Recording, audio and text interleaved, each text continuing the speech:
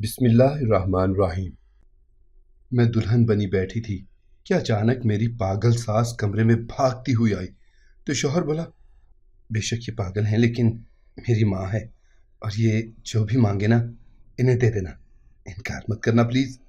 یوں پاگل ساس نے آتے ہی میرے کپڑوں کی طرف دیکھنا شروع کر دیا تو مجھے مجبوراً اپنا جوڑا تبدیل کر کے ساس کو دینا پڑا، مگر اب روز وہ آ کر مجھ سے میرے پہنے ہوئے کپڑے مانگ کے لے جاتی اور پھر نہا دھو کے وہی سوٹ پہن کر باہر نکلتی۔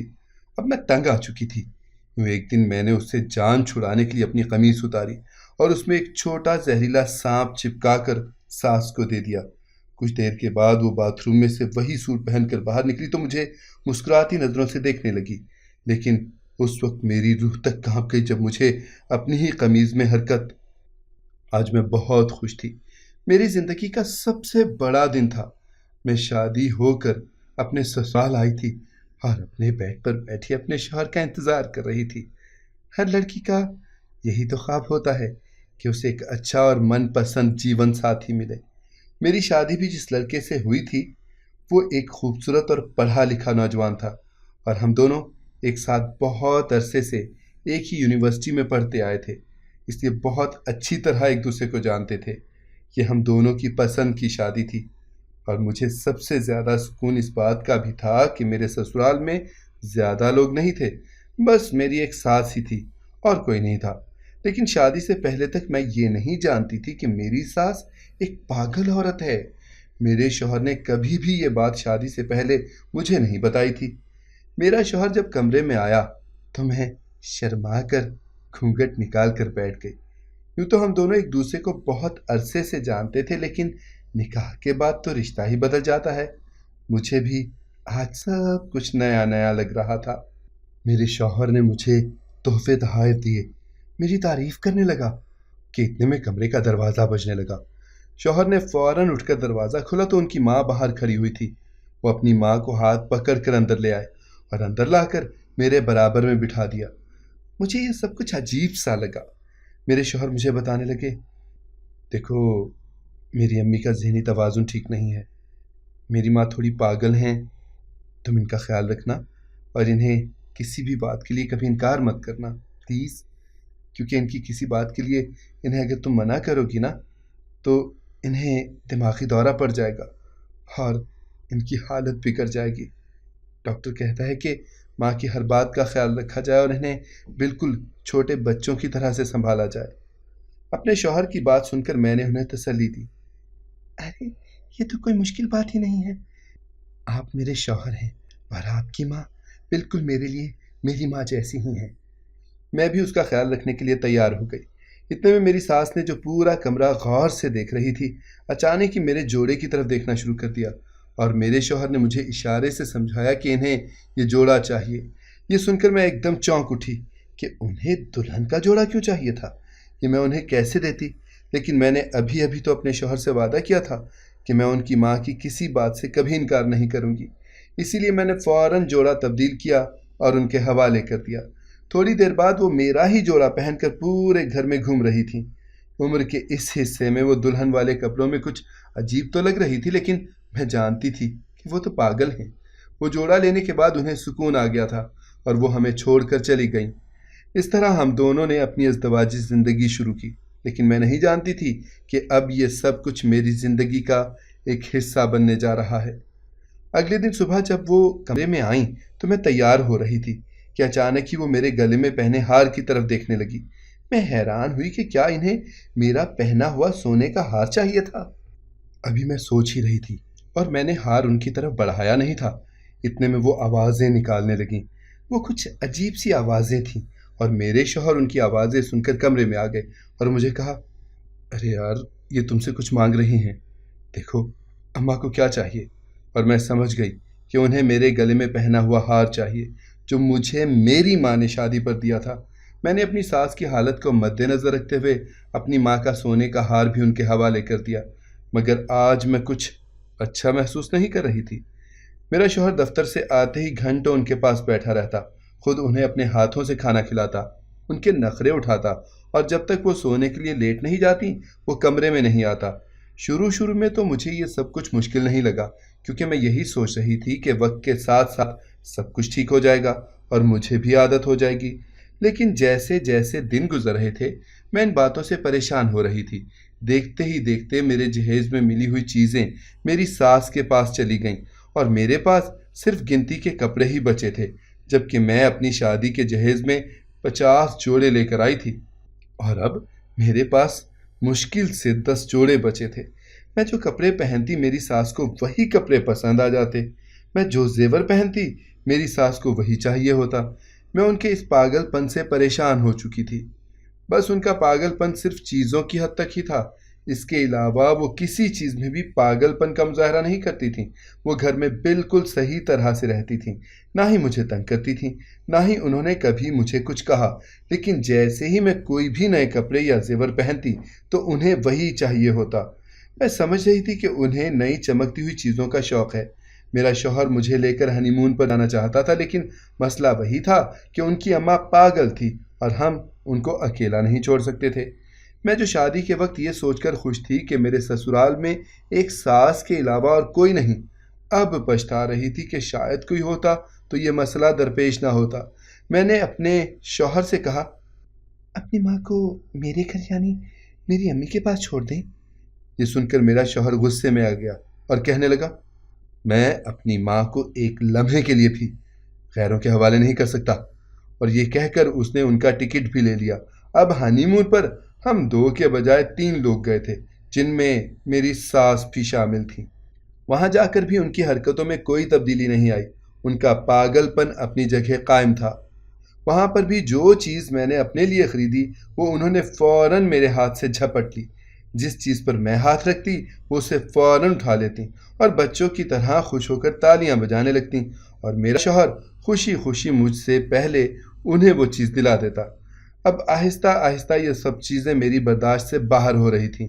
میری شادی کو 3 مہینے ہونے والے تھے اور ایک دن بھی ایسا نہیں گزرا تھا کہ جب میری ساس نے مجھ سے کوئی چیز نہ لی ہو۔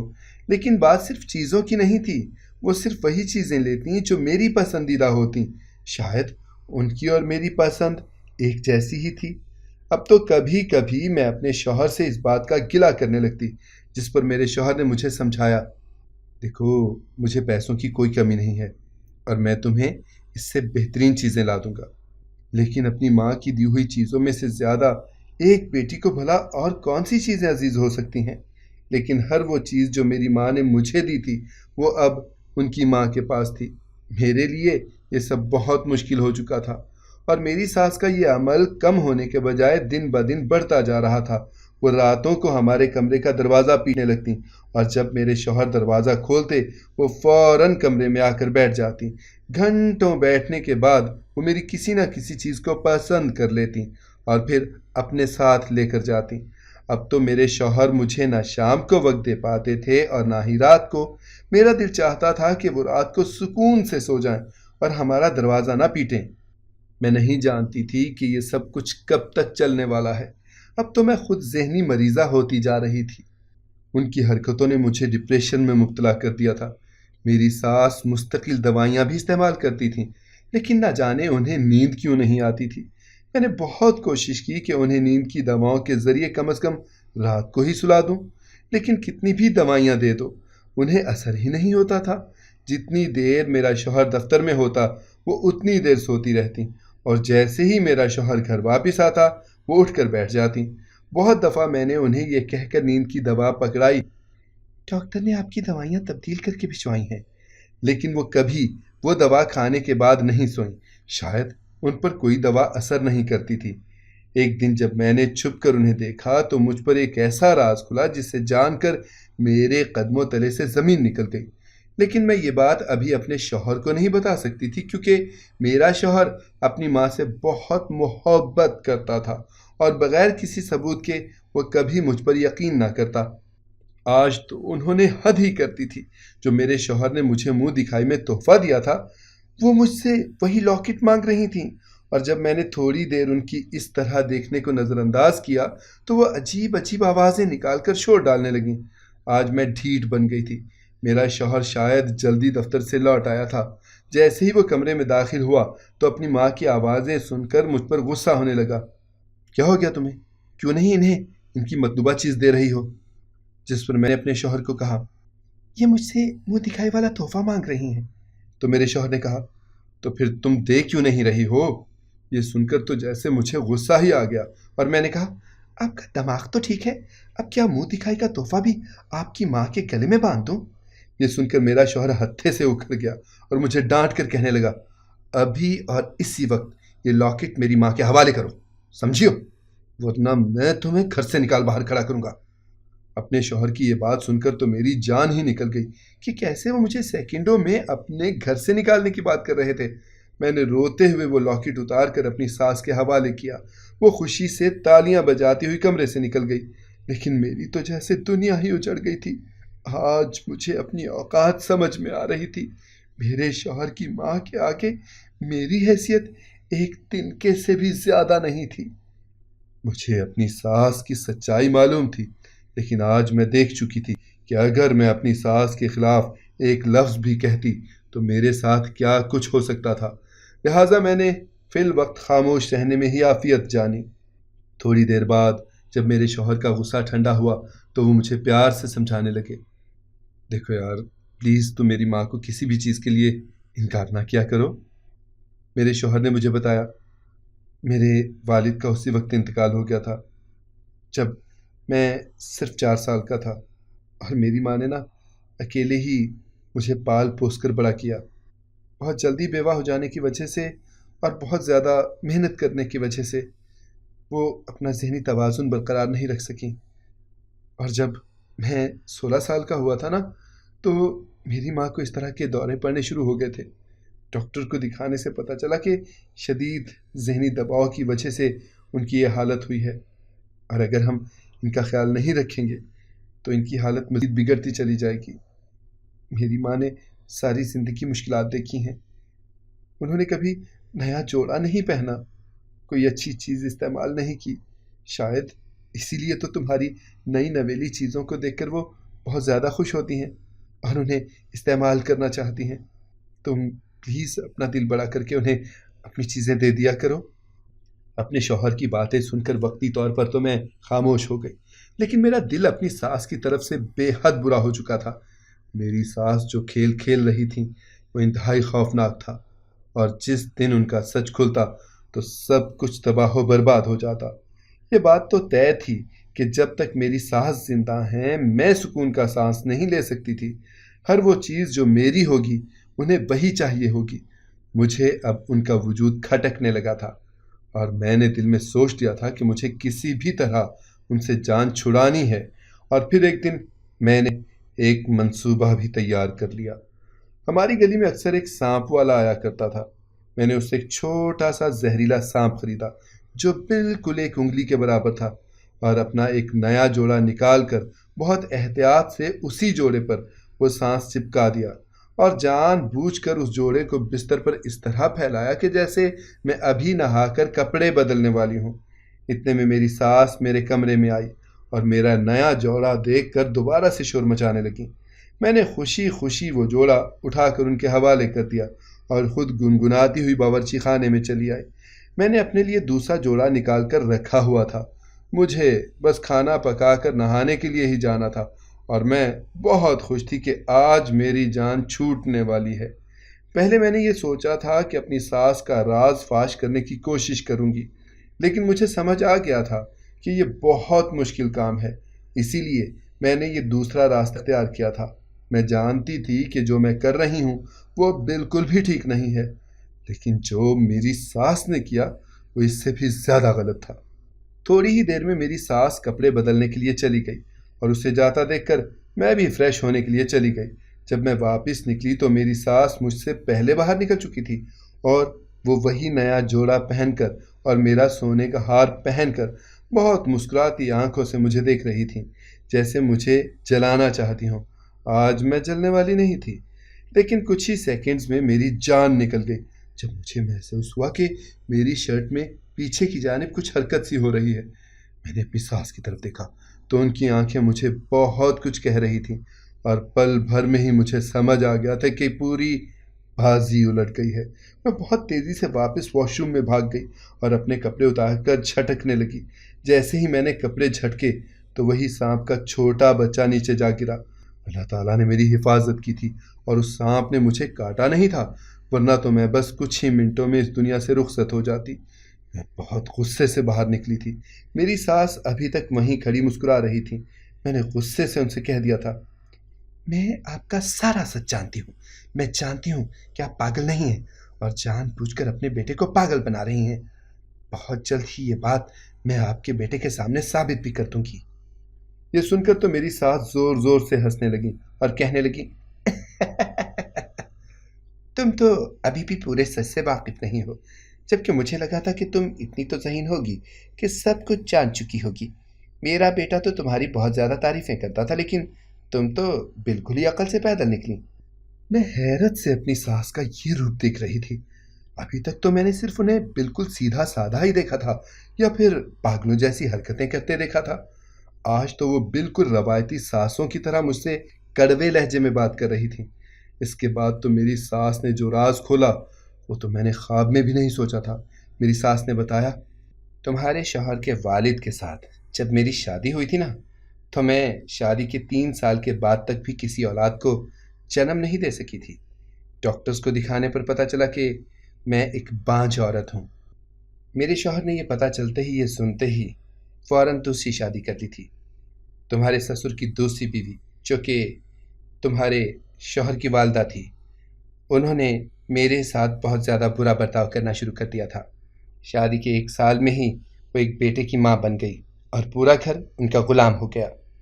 तुम्हारे ससुर ने भी मुझसे बातचीत करना बंद कर दी थी।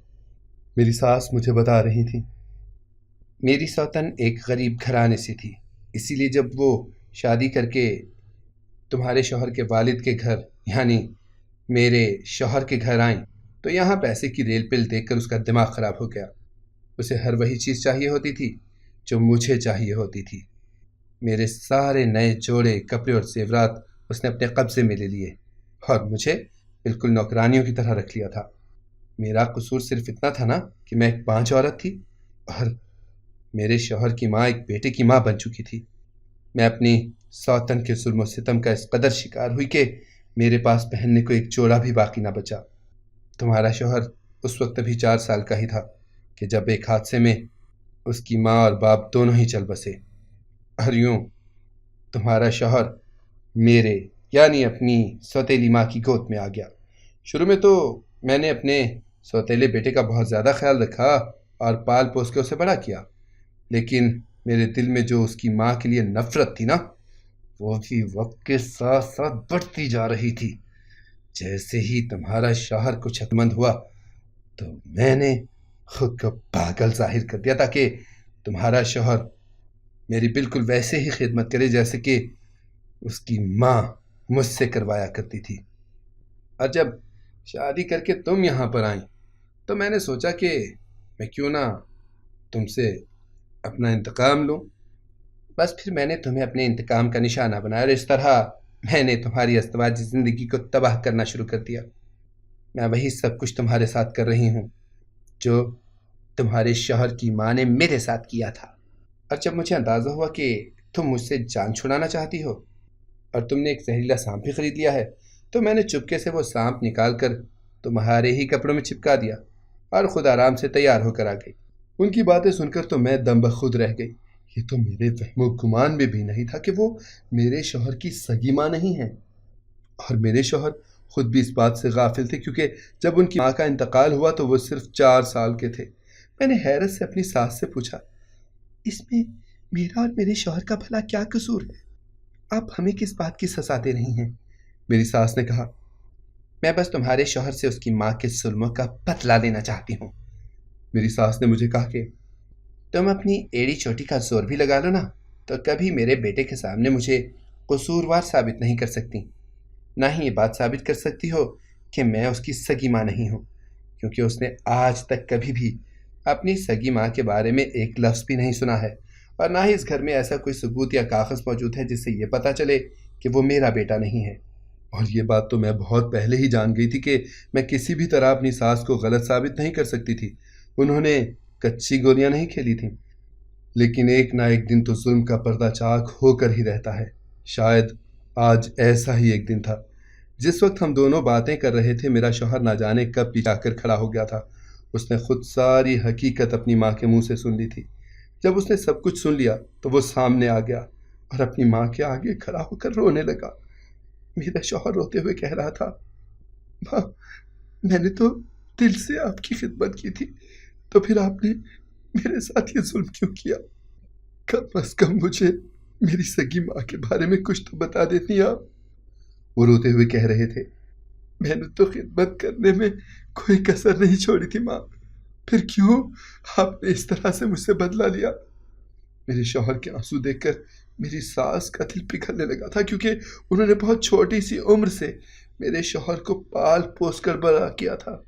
और अब जब सारी हकीकत खुल गई थी तो वो खुद भी अपने बेटे के आगे शर्मिंदा हो चुकी थी। मेरे शौहर ने उनसे कहा, आप अपना सामान बांध लें, क्योंकि अब आप हमारे साथ नहीं रह सकती। और थोड़ी देर के बाद मेरा शौहर ने उनके भाई के घर छोड़ने जा रहा था। मेरी सास अपने बेटे को छोड़कर नहीं जाना चाहती थी, इसीलिए वो रो रो कर माफ़ी मांग रही थी। लेकिन मेरा शौहर बहुत संग दिल हो गया था, क्योंकि इतना बड़ा धोखा तो वो कभी माफ़ नहीं कर सकता था। मैंने अपने शौहर को रोका और उन्हें समझाया, आप ये क्या कर रहे हैं?